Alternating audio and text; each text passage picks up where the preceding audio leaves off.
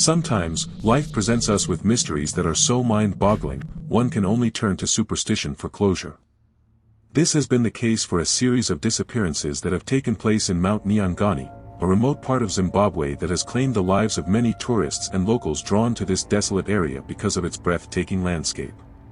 Over a span of 5 decades, Mount Nyanga.A has been at the center of more than 80 isolated cases of people vanishing without a trace, seemingly disappearing into thin air, leaving no traces or clues as to what happened to them. The scariest part is there are no corpses ever recovered, meaning the loved ones of those who've gone missing are left with more questions than answers. This has led to the place being deemed as sacred ground, with whispers that those who vanish cross over into an alternate dimension. Amongst all the disappearances, one in particular stood out and drew the most attention to this mysterious mountain. But before we dive into this story, I would like to point out that over 90% of the viewers who visit this channel haven't subscribed.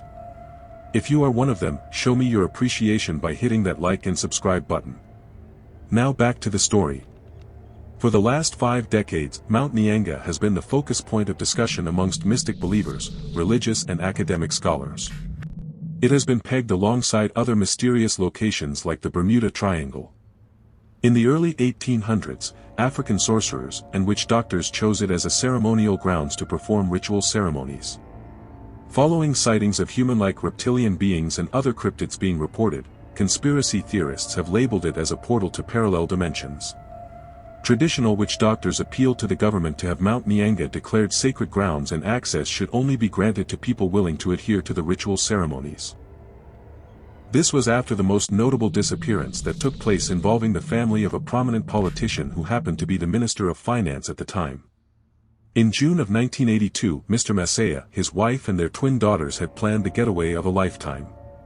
They had scheduled a 2-week vacation that revolved around sightseeing and hiking along the trails of the breathtaking mountain that had drawn in thousands of tourists before them.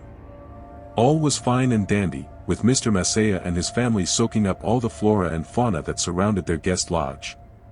The family was scheduled to follow Ruben, a tour guide who claimed to know the area like the back of his hand. He had an extensive history that spanned a decade as a guide, and he prided himself in keeping his visitors safe and well informed about the mountain's customs. Although on vacation, Mr. Masaya would still attend to his duties due to his elite position in Zimbabwe's economic agendas. On that fateful morning of the 21st of June, Mr. Masaya received a call that demanded his immediate attention. Unwilling to burden his family with his work, he decided to stay behind and let his wife along with their 2 11-year-old twin daughters to continue with the hike without him. Little did he know, this would be the last time he would ever lay eyes on his girls again. Mrs. Masaya, the twin girls and several other hikers began the journey up the mountain under the watchful guidance of their tour guide. The tour guide gave very clear instructions to everyone not to stray away from the granite path and wander off far from the group. He was well aware of the mountain's reputation. He had known about the rumors of the vengeful spirit or siren that was said to be behind disappearances since the time of the Liberation War. Many soldiers were rumored to have fallen victim to this siren or spirit, but all that was concealed by a simple explanation that they had been deceased in combat. However, the inhabitants of the area knew there was more to the story. As Ruben, the tour guide, continued to scale up the path, the mountain began to get foggy. This is a result of the high altitude, and it was completely normal. He instructed his group to walk within arm's reach of one another since the thick fog rendered it impossible to see more than 5 meters ahead. At that point, Mrs. Masaya said she had instructed the girls to walk behind holding hands, whilst she led the way so as to make sure there were no branches sticking out or steep depressions on the path ahead. It was when the group had reached the mountain's summit and the fog cleared that Mrs. Masaya realized the twins were missing. Immediately, panic set in and the group started to yell out the girls' names, hoping they were within earshot. The calling out yielded no results, and the tour guide immediately got on the radio and sent out a message to the base. A search party of tour guides and locals were dispatched to start canvassing the area. This wasn't a mundane task, as they too ran the risk of vanishing. Mr. Masaya contacted his associates in the Ministry of Defense, and soon enough, a military helicopter was overhead scanning the tree line for signs of the girls. Although the helicopter provided a bird's-eye view, they still faced visibility issues due to the dense forest down below. It was now up to the search party on the ground to utilize all the resources they had. The military's canine unit brought out the sniffer dogs hoping they could pick up the girl's scent. To their surprise, their effort seemed futile, and with every passing minute, the search party understood that their odds of finding the girls alive were dwindling. Daylight was quickly fading into the horizon and nightfall was soon to engulf the mountain. The search party agreed to call it a day and proceed in the morning.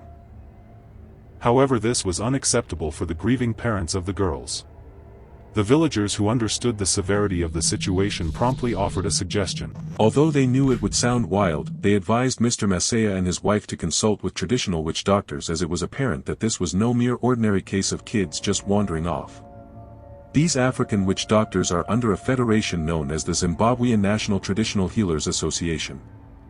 They are legally recognized as a certified board of practitioners that help in giving clarity to supernatural or paranormal activities. Desperate to find their daughters, the Nyanga'as would leave no stone unturned. The traditional healers then tried to shed some light on what the mountain entailed. Through psychic visions, the traditional healers explained that the girls had been lured by the vengeful siren known to appear in the form of rare colorful serpents. The vindictive spirit would put its victims into a trance-like state, rendering them unresponsive to their surroundings. This is known as chimidza in common folklore. In this state, it is said that the girls can see and hear everything around them, but others cannot see them. It's a parallel universe to that which we live in, and in order for them to return, an appeasement ritual should be conducted in order for the vindictive siren to release them. Despite the ritual, an entire military search party and hundreds of man-hours invested into the search, there was no sign of the girls.